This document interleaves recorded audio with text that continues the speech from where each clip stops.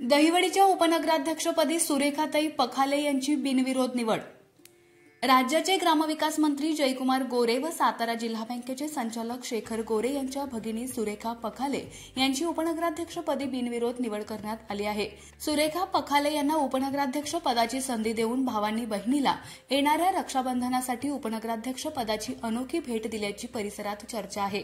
काही दिवसांपूर्वी राजेंद्र साळुंखे यांनी उपनगराध्यक्ष पदाचा राजीनामा दिल्यानंतर सुरेखा पखाले यांच्याच नावाची चर्चा दिसून येत होती। अखेर मुख्याधिकारी संदीप घाडगे यांच्याकडे एकमेव उपनगराध्यक्ष पदाचा अर्ज दाखल करण्यात आला होता। त्यानंतर छाननी झाल्यानंतर तो अर्ज वैध ठरवण्यात आला। उपविभागीय अधिकारी तथा पीठासीन अधिकारी उज्ज्वला गाडेकर मॅडम यांच्या अध्यक्षतेखाली झालेल्या बैठकीत सुरेखा पखाले यांची बिनविरोध निवड झाल्याची घोषित करण्यात आली।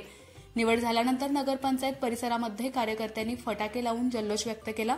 शेखर गोरे यांच्या सुविद्य पत्नी सोनलताई गोरे यांनी नवनिर्वाचित उपनगराध्यक्ष सुरेखाताई पखाले यांना शाल व पुष्पगुच्छ देऊन सन्मानित केलं। यावेळी नगराध्यक्ष नीलम अतुल जाधव तसेच नगरसेविका मोनिका गुंडगे, वर्षाराणी सावंत, सुप्रिया जाधव, राणी अवघडे, विजय जाधव, नगरसेवक शैलेंद्र खरात, धनाजी जाधव, रुपेश मोरे, राजेंद्र साळुंखे, शेखरभाऊ गोरे प्रतिष्ठानचे अध्यक्ष राजेंद्र जाधव, माजी सभापती अतुल जाधव, राष्ट्रवादीचे तालुकाध्यक्ष बाळासाहेब सावंत, दत्तात्रय घाडगे तसेच शेखर गोरे प्रतिष्ठानचे सदस्य, कार्यकर्ते मोठ्या संख्येने उपस्थित होते।